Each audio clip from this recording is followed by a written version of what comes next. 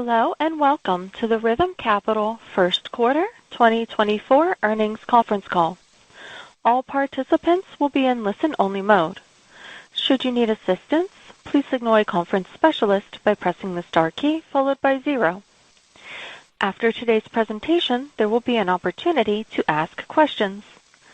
To ask a question, you may press star, then 1 on your telephone keypad. To withdraw your question, please press star, then 2. Please note this event is being recorded. I would now like to hand the call to Emma Bola, Associate General Counsel. Please go ahead. Thank you and good morning, everyone. I would like to thank you for joining us today for Rithm Capital's First Quarter 2024 Earnings Call. Joining me today are Michael Nierenberg, Chairman, CEO, and President of Rithm Capital, Nick Santoro, Chief Financial Officer of Rithm Capital, and Baron Silverstein, President of NewRez.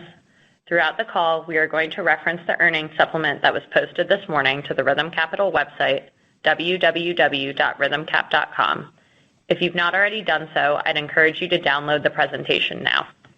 I would like to point out that certain statements made today will be forward-looking statements. These statements, by their nature, are uncertain and may differ materially from actual results. I encourage you to review the disclaimers in our press release and earnings supplement regarding forward-looking statements and to review the risk factors contained in our annual and quarterly reports filed with the SEC. In addition, we will be discussing some non-GAAP financial measures during today's call. Reconciliations of these measures to the most directly comparable GAAP measures can be found in our earnings supplement. And with that, I will turn the call over to Michael. Thanks, Emma. Good morning, everyone, and thanks for joining us. As you look at our business, another very solid quarter for Rithm and, quite frankly, all of our operating companies. All of our business lines performed extremely well. With the recent backup in rates, the market should provide us with great opportunities to deploy capital and continue to generate outsized returns. Regarding risk, we are much closer to home from a duration perspective. With Fed speak early in the quarter and quite frankly, late last year, targeting lower rates, throughout the first quarter, we hedged most of our MSR risk or MSR positions. What this should do for the company is continue to create stability in earnings as well as book value on a go-forward basis. As everyone knows, we set out on a mission to grow our alternatives business. To be clear, this is not just in size, but more importantly, excellent risk-adjusted returns for our shareholders and LPs. Sculptor, during the quarter, continued to deliver strong results across the platform. What we are seeing in terms of risk-reward in credit markets are some of the most attractive levels we have seen in years outside of financial crisis levels. The multi-strat fund continues to generate strong returns while maintaining conservative risk posturing. The real estate group, which focuses on non-traditional niche asset classes, continues to generate excellent returns. Their track record, when you look at the numbers, is unparalleled relative to others in the marketplace. In the first quarter, we announced the launch of Sculptor Loan Financing Partners, the firm's first captive CLO equity investment platform. This was anchored by a commitment from Rithm. In the quarter, we priced 2 CLOs, one in Europe and one in the U.S. As you think about all these comments, we're super excited where we are with the business and the prospects for the future. At NewRez, our mortgage company, Baron and the team did a great job during the quarter. We had excellent results both in the servicing segment as well as in the origination segment. We look forward to closing the SLS transaction, which we announced late in the fourth quarter, which will add significant third-party business to the platform. Our Genesis business, which is our transition loan business, had its best origination quarter ever. Not only are volumes up as banks retreat, the addition of new clients to the platform has never been higher. I think we originated loans to 66 different counterparties during the quarter. Also, we completed a $500 million rated securitization in the quarter, lowering our cost of funds by approximately 150 basis points, as well as we achieved higher advance rates. All of these are very exciting things for our business, and we look forward to updating you along the way. I'll now turn to the supplement, which has been posted online.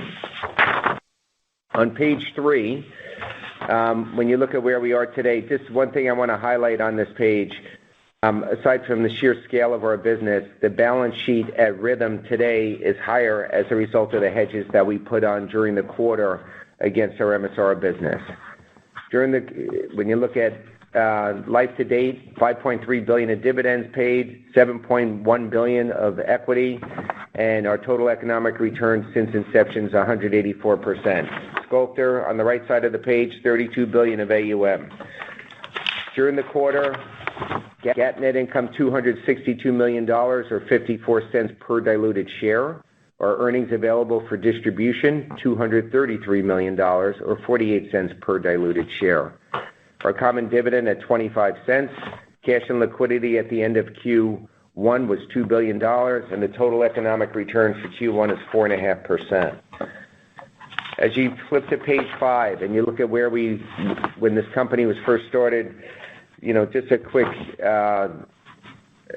snapshot and going back in history. Company was started in 2013 at Fortress to take advantage of dislocations in the MSR market as banks were selling MSRs due to Basel III capital constraints. So we started the business with $1 billion of equity. Today we're at $7.1 billion. What started out as strictly an owner of excess MSRs today is a full-scale asset manager with capabilities in credit, real estate, obviously all kinds of lending businesses, and as well as in the mortgage space. As we go forward, we will look to increase our scale in our alts business. We will look to add insurance over time. As we think about our offerings, we'd like to tap the retail markets, and we'll continue to tap the institutional market. So a lot of exciting things, hopefully ahead for Rithm and our operating companies on a go-forward basis. Q1 activity, if you flip to page 6, when you look at what we did on the new res side, Barron's going to talk about the mortgage company in a bit here. The origination platform continues to grow market share. We've had organic growth in the third-party servicing franchise. That's due to both the SLS side as well as just, quite frankly, our excellence in the servicing business with clients that we know and that we already service loans for. As you think about where the banks are, with the regional banks retreating, the Genesis business, as I pointed out earlier, had a record quarter in origination. They're on target to do, it looks like we're on target to do about $3 billion in origination. When we first started the platform, I think we're in and around $2 billion. When you look at the credit markets, during Q1, we issued $775 million of senior unsecured notes. We also tendered for 50% of our outstanding issue, so we currently have $275 million of outstanding senior unsecured notes, which are due in 25. When you look at the Sculptor platform, again, the captive CLO equity investment platform, we seeded that. Obviously, there's third parties. Every time we do a CLO deal, there are third parties that buy the CLO equity. When you look at our investment in Sculptor and in this platform, I think that on a go-forward basis, this is only scratching the surface what we could all do together. When we look at performance, strong risk-adjusted returns at both Rithm and Sculptor platforms. We lead with performance. With performance, we're going to see more AUM come on our platform. And then when we look at partnerships, we continue to expand our global reach and try to create capital solutions with different LPs and shareholders on a go-forward basis. Sculptor, page 7. Just a couple of highlights here. Again, total AUM, $32 billion. The credit business between credit and real estate is $24 billion. Of that $24 billion, roughly $15 billion you can look at in the CLO business. The company's been outstanding for many years. Over the course of the past, I think the company was started something in 94. In 94. When you look at AUM today at $32 billion, and you look at the acquisition which closed in November of 23, we're just super excited where this platform is going to go. When you look at overall returns on page 8 on the Sculptor, on the platform between credit, real estate, and the multi-strat funds, quite frankly, I think our returns are second to none. And both the credit markets, the real estate markets, And what we're doing overall, I think we're in a position today to truly execute on some of the best investing environments that we've seen in many, many years. On the new res side, on page 9, delivered 23% ROEs, huge numbers, quite frankly. PTI ex mark-to-market increased by 22% quarter over quarter. The servicing business continues to perform extremely well. From a UPB standpoint, we grew the servicing business 15% year over year. I know at some point when we get into Q&A, there'll be some questions regarding going out and buying bulk packages. We'll address that. But quite frankly, between where we are today and as we get through more slides here, you'll see that between our subservicing business, or really our third-party business and owned servicing, we have $850 billion-ish of MSR exposure in the house. This is not a race to get bigger. This is a race to generate more earnings. When you look to the right side of the page, for the quarter, servicing excluding mark-to-market, $220 million. Our MSR mark-to-market was $195 million. Originations made $42 million. And then, obviously, with corporate expense, the net number there is $408 million. So great quarter, great job done by the team overall. On Genesis Capital, I pointed out before, record originations, $840 million in commitments, 66 different sponsors. The business continues to perform extremely well. First quarter ROE, something between 13 and 15%. And new clients continue to come to the platform as the banks continue to pull back in the areas that we operate. And then finally, what we'll do is let's get into the segment performance. I'll just take page 13, and then Barron's going to take the mortgage company stuff. On the servicing portfolio, again, $857 billion of total servicing. When you look at our earnings stream and you think about where we are today as a business, you couple that with the Sculptor platform on the alt side, and you think about earnings in the platform, the ability to make investments, whether it be at the Sculptor level or other things that we're going to do over the course of time. I truly believe there is a huge growth opportunity for us. And again, it's not just an AUM thing, it's just real earnings that we're going to generate for shareholders and LPs. Total owned servicing, $572 billion. Of that, 99% of the portfolios added the money. Gross WAC on our total portfolio, I think, is something around 390 right now. The SLS acquisition adds $150 billion of servicing, of which $100 billion of that is third-party servicing. With that, why don't we go to page 15, and I'll turn it over to Barron, and he'll take it from there. All right. Good morning, and thanks, Michael. As Michael mentioned, just another good quarter for us. As we continue to grow on the foundation that we've built over the last few years, and our core focus is on strategic growth and continued cost leadership. Right? We've executed on synergies across all of our platforms. We've internalized most of the Rithm third-party servicers. We unified our brand strategy, and we're now focused on growing our business, growing our platform, and then modernizing our customer and employee experience through digital and AI initiatives. On slide 16, on our servicing business does continue to perform well. As Michael mentioned, we're expecting to close the SLS acquisition in the second quarter, and it's going to add an additional $149 billion of owned and subserviced MSRs, while adding co-issue MSR acquisition capabilities. Away from SLS, we continue to see additional opportunities to gain market share, including picking up wallet share with our existing third-party customer base, and we continue to evaluate MSR bulk packages, but there's also other strategic acquisitions that we look at as well. Overall, the consumer also performs well with muted prepayment speeds and historically low delinquencies. Across it all, we remain focused on maintaining operational excellence and cost management, even after adding 1 million loans onto the platform last year and an expected additional 700,000 loans with the SLS transaction. Going to slide 17 on the origination side, and similar to servicing, our origination business was able to take advantage of market opportunities while remaining disciplined on strategic growth. While the market remains historically muted in terms of origination volume, we grew originations overall 21% quarter-over-quarter, while also increasing margins, both of which were driven by our correspondent channel.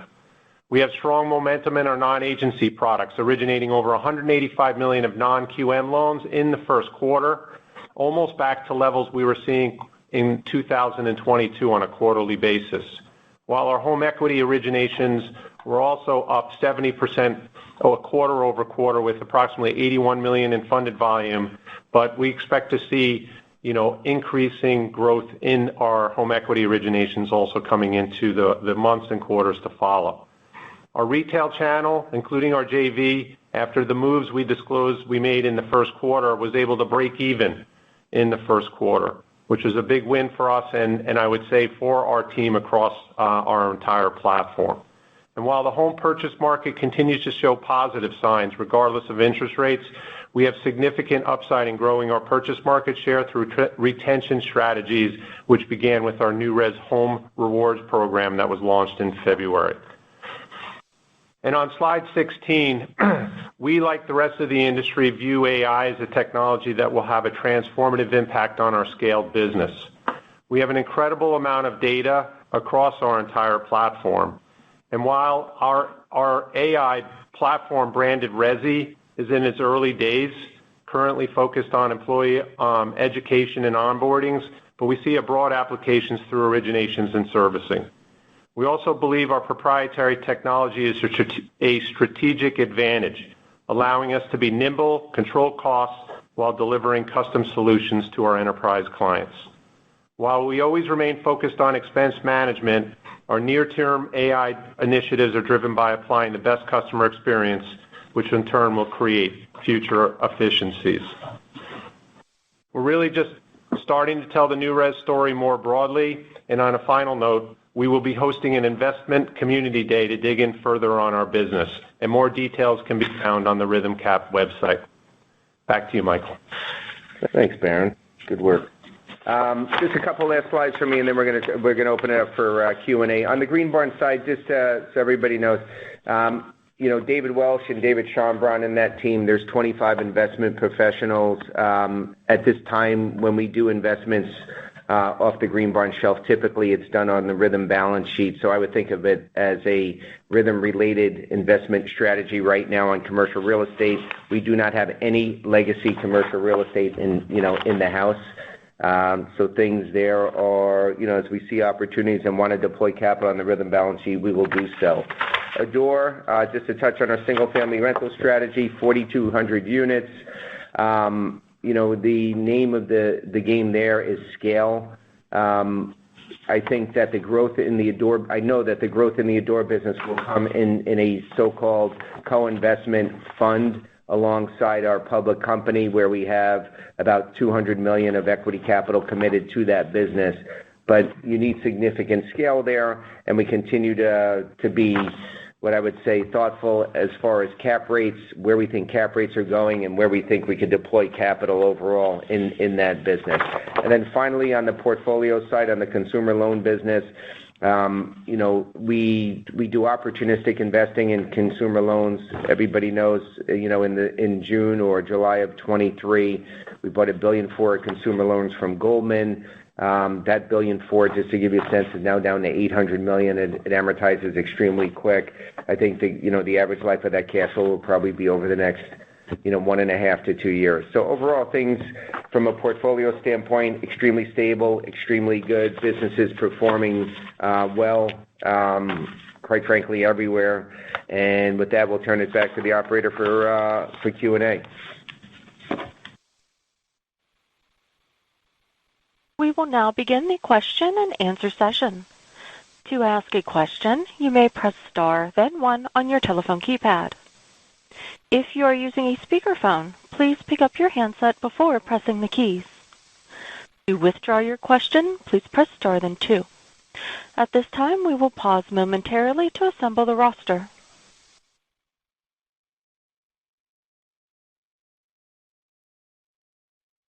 And our first question comes from Bose George of KBW.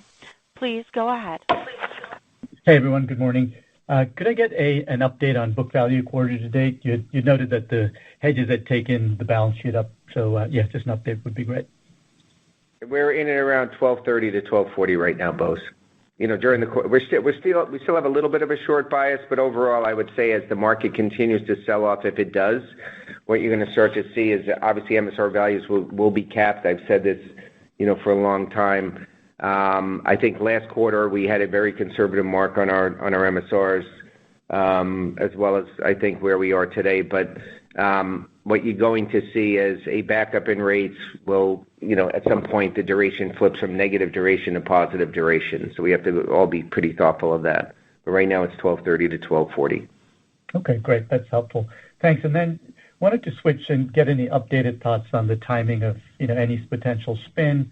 And also, does the remaining company need to be any larger in terms of scale, or is it more just, the right market conditions, for you to do something? Well, I think when you look at the mortgage company, when you look at a couple of our peers out there, they're trading above book. So clearly we look at where we are and we trade below book overall. So, what we're trying to do is obviously we need to assess capital, the amount of capital that's in each segment of our business. But as we evaluate whether to take this company public, whether it be a spin or just or take it public, it's still what I would say is work in progress. What we're really trying to do, if you think about the power of our franchise, the earnings from our overall investment business, including the mortgage company, create significant advantages for us to be able to make investments in other things that we may want to do that are non-mortgage related. So to give that up today, we're not sure that that's the right thing, but we continue to evaluate that and work with our advisors on which way we're going to go with it. Okay, makes sense. Thanks. Thanks.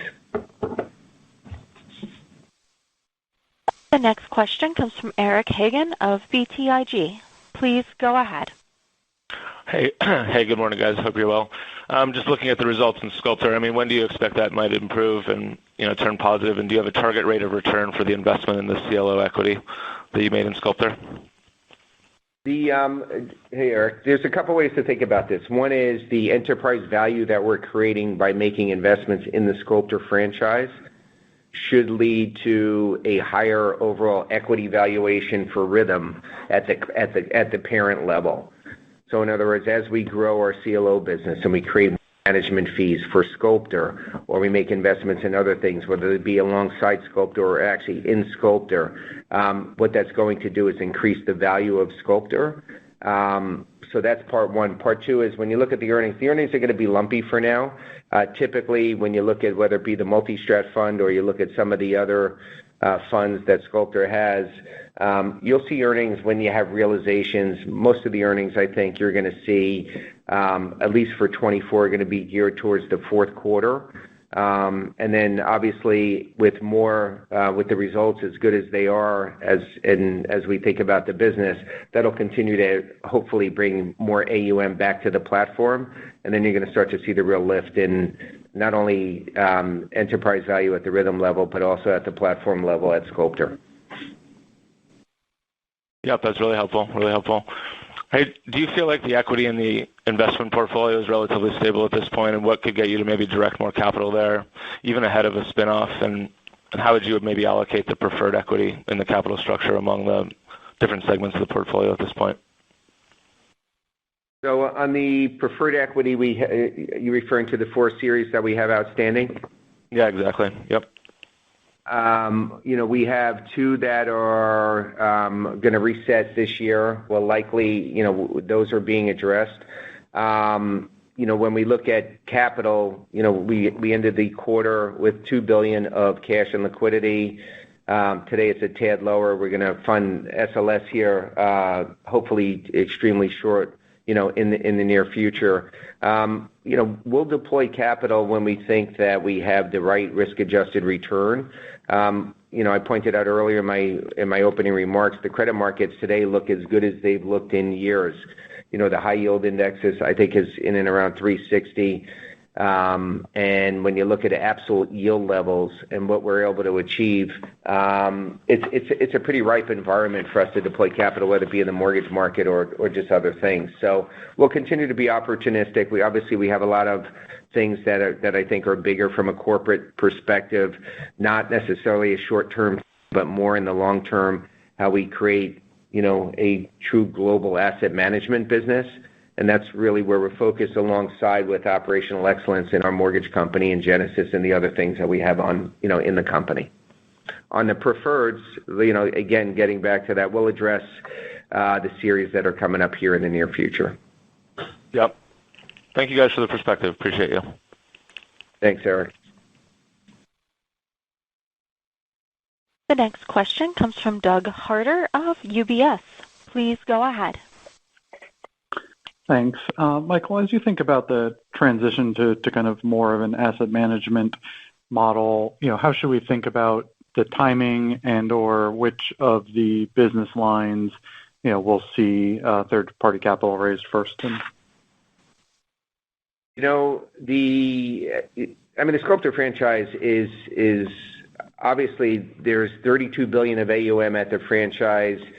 When you look at the leadership team there between Jimmy and, Brett Klein on the credit side and Steve Orbuck and Nick Hecker at the real estate side, it's a great team. It hasn't been easy, obviously, to raise money going back the past couple of years because of the noise around the platform. That's why we are, that's why we have the platform, quite frankly. But when you look at where, the actual performance and what that's going to lead to over the next couple of years, we're super excited as far as bringing more money into the credit strategies, the real estate strategies, and as well as the multi-strat fund. So the returns are good. I think returns are going to bring in more capital, and that's going to be from both existing LPs and hopefully from a bunch of new LPs.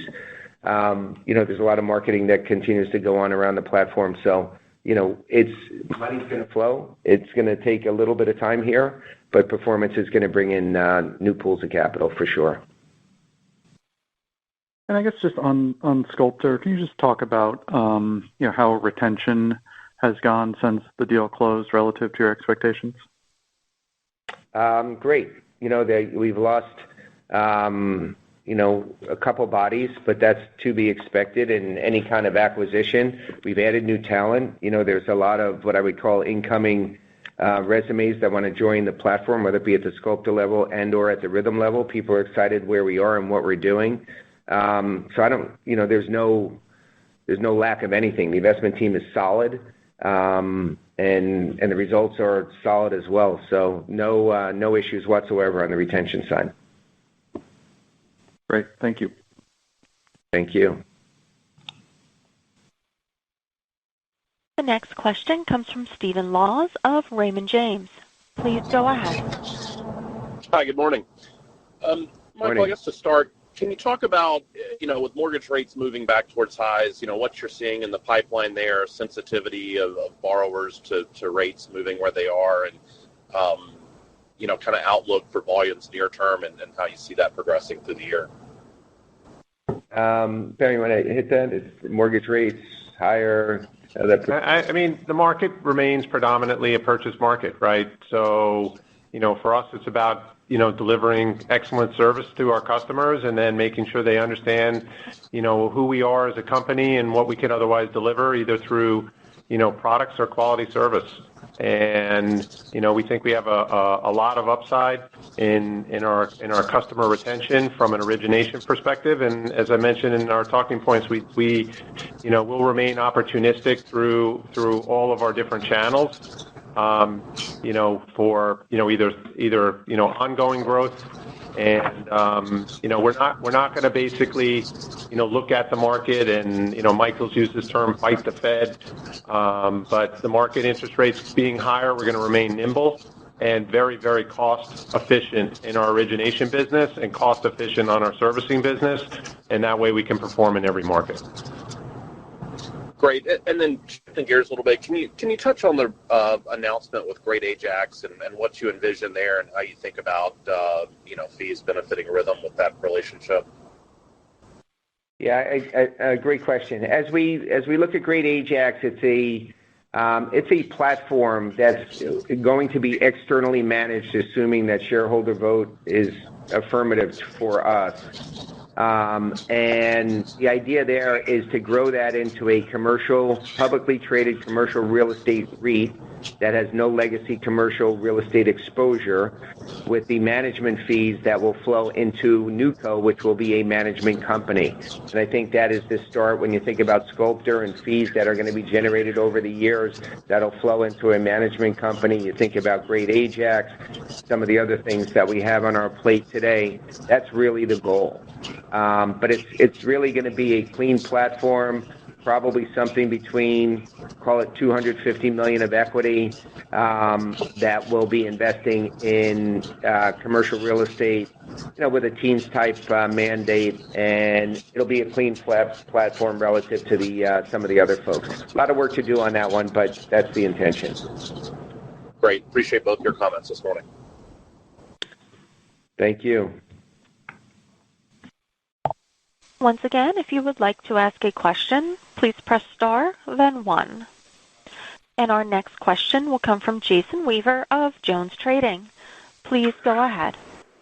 Hey, good morning. Michael, you mentioned in your prepared remarks you were anticipating it, but can you talk about what you're seeing about incremental returns on the MSRs out there right now, as well as if you're looking at anything closer to the current production coupon? So here's how we evaluate the MSR business. We don't, as I pointed out, we've been doing this a long time. We see a lot of bulk packages. A lot of them are small. When I say bulk, there was a couple large sales from Wells that went back over the course of the past year. When we look at where we could produce an asset versus where we could buy an asset, if we think we could produce the asset at a cheaper level, we're obviously always going to do that, because we should be creating enterprise value around our mortgage company versus just going out and buying an asset. So our whole theme is, as we create more enterprise value, that goes to Sculptor, that goes to the mortgage company, and other things that we're going to do around some of our other subs or business lines. As we evaluate whether it be lower coupon MSRs or it's all just a total return for us. If we could buy an MSR at an unlevered 10 and with a little bit of leverage, it's a 12 versus buying a distressed commercial real estate asset at a 15. Obviously, we're going to opt for the thing at a 15. But everything is, when we look at where we are today and the capabilities we have between credit and real estate and origination, we have it all. We don't have insurance, but everything's going to be total return oriented, how we think about investing in MSRs or some other asset class. We generically, obviously organically, I should say, manufacture MSRs with every loan that we create. And then we'll just evaluate that versus where we can buy that in the secondary market. Okay, keep in mind, just keep in mind MSR values, overall, weighted average mark, give or take 5. For the industry right now, as if rates did sell off another 50 or 100 basis points, at some point that duration becomes capped or you get longer. So it's just something to think about, in that asset class. Understood. Thank you. And then on the Genesis business, I was wondering if you could provide a little bit more context around the greater sponsor demand you noted. Given little relief on the rate front this far this year, is this really just a function of banks really getting out of that business? I think it's both, actually. I think, listen, banks are always a little bit hesitant around the construction angle. When you look at our overall business lines, think about it this way. Somebody comes to us with a development of or call it single-family rental. Genesis will go out and make that loan on the single-family rental side. They'll make that loan to the sponsor who are then going to construct single-family rental homes. Adore, our single-family rental business, will then buy those homes and then we'll get them leased up. So we're seeing a lot more, what I would say, cross-platform origination today than what we've done in years past. And as you look at Genesis, when I say there's 66 different sponsors, the banks are pulling back a little bit, but the team itself is doing a great job in kind of broadening the sponsorship. When we first bought this business, the amount of concentration with one large sponsor was, I think, around 25%, 25 or 30%. Today, it's so spread out, and when you think about where you are from a risk-adjusted basis, you were in a much, much better place today than I think we were when we actually acquired the platform from Goldman. All right, very helpful. Congratulations on the results. I'll hop back in the queue. Thank you. The next question comes from Trevor Cranston of JMP Securities. Please go ahead. Hey, thanks. Good morning. You guys have talked a lot about growth opportunities across the entire platform, some of which are, non-REIT investment portfolio opportunities. I guess when you think about the overall capital deployment set you guys have and the return opportunity out there, can you sort of give us an update on how you think about the dividend level for the overall company in light of all that? Thanks. So the dividend, obviously we outperform our dividend, and hopefully we'll continue to do that quarter after quarter. The calculus for us is if we could deploy capital at a, 12, 13, 14, 20% return, use 15 on average.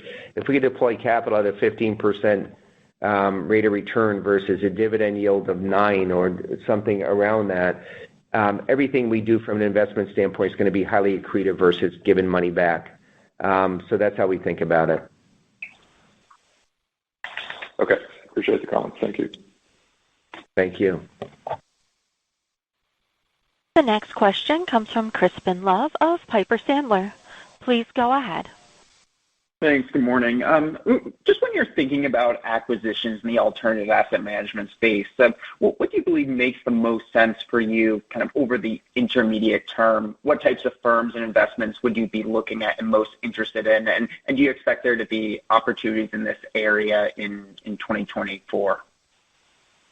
There's plenty of firms that, that are always out there for sale. What I would say is we have a business today in Sculptor. We really don't need anything other than performance. And again, performance will bring more AUM back to the platform. So we don't need to buy anything, but we are going to, try to grow our credit business and our real estate. The three pillars of Sculptor are real estate, credit, and the multi-strat fund. We are going to grow those three different verticals. We're going to grow them by performance. Performance has been great. That'll bring in more AUM. The firm is extremely stable. Great partner in Rithm. And we're off to the races. And I don't think we need anything more than that. If there is a platform that comes up that we think is highly accretive to the overall alt space and the way that we think about the world, of course we'll look at it. It's no different than Barron running the mortgage company, and there's another mortgage company asset that's for sale that we think is extremely attractive. Of course we'll make a play on that. But right now we have all the pieces in place to continue growing and putting up great returns for LPs. So unless something's extremely attractive, we'll stay the course. Great. Thank you. I appreciate you taking my question. Thank you. This concludes our question and answer session. I'd like to turn the call back over to Michael Nierenberg for any closing remarks. Thanks for everyone's questions. Thanks for joining us this morning. As I said before, super excited where we are overall as a firm, and look forward to continuing to hopefully put up great results for our LPs and shareholders going forward, and look forward to updating you along the way. Have a great day. Thank you. The conference is now concluded. Thank you for attending today's presentation, and you may now disconnect.